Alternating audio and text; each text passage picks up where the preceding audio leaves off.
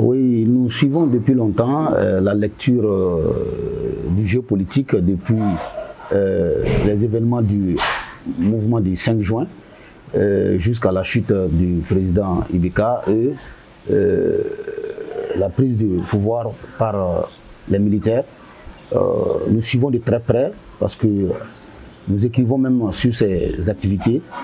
Ce qu'il faut noter est que le Mali a pris désormais un tournant qui s'oppose carrément à la nouvelle, c'est-à-dire à l'ancienne vision qui était une démocratie entre guillemets qui avait pris une direction beaucoup plus liée au partenariat avec le colon, mais avec cette nouvelle génération qui ont pris une autre vision de redresser les choses, si je peux me permettre le terme, ce qui fait que les deux visions sont un peu opposées. Or, ce tournant de redressement s'est marqué par des grandes décisions, à savoir le départ de toutes les forces étrangères de notre pays, ce qui fait que le pays est obligé de quand même fixer un certain nombre d'objectifs et régler un certain nombre d'objectifs pour pouvoir remettre le pouvoir. Donc, ceci aussi a suscité beaucoup d'accords, c'est-à-dire avec la CEDEAO, avec l'UEMOA. Vers la fin encore, vu la tournure des choses, le pays a aussi quitté la CEDEAO et l'UEMOA. Donc ce qui veut dire encore que les accords qui étaient signés avec cette communauté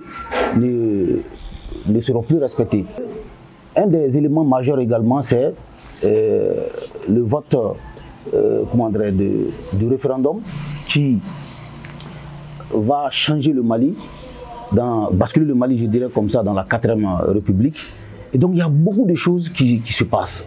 Donc récemment, on a vu, bien sûr, avec le délai qui était donné, avant bien sûr le référendum, que la transition devrait prendre fin le 26 mars, si j'ai une bonne mémoire. Après ce 26 mars, beaucoup de choses se sont passées. Donc on a vu, bien sûr, comme vous et moi, que les politiciens, qu'un certain nombre de partis politiques, regroupements politiques, sont sortis pour dénoncer que la transition a pris fin.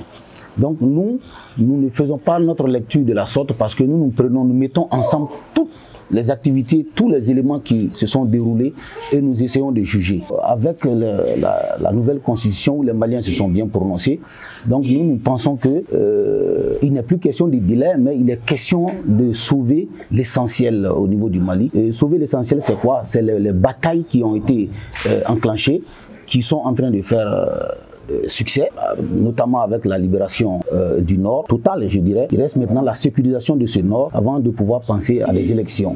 Donc nous sommes dans cette logique des éléments de base qui étaient déjà mis en place ne sont plus respectés parce que nous ne sommes plus dans la CEDEAO, nous ne sommes plus avec la communauté internationale en coopération militaire.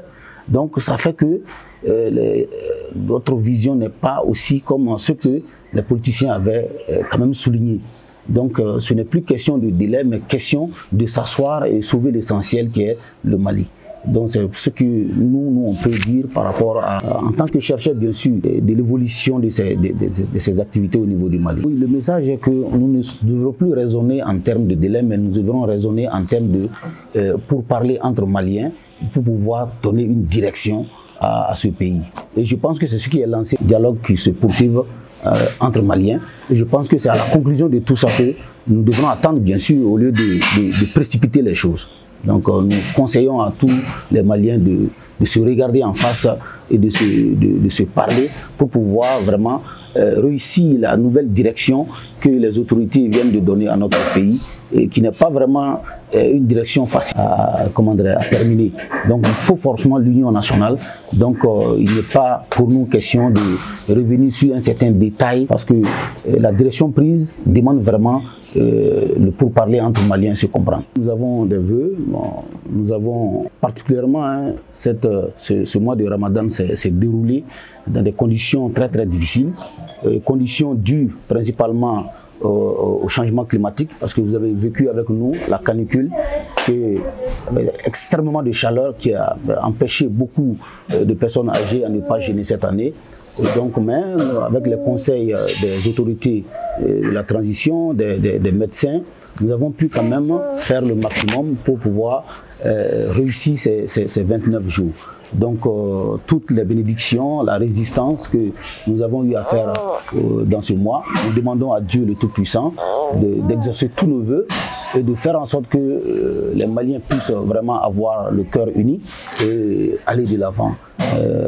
J'exhorte également tous nos compatriotes à prier, à avoir le cœur blanc avec le Mali.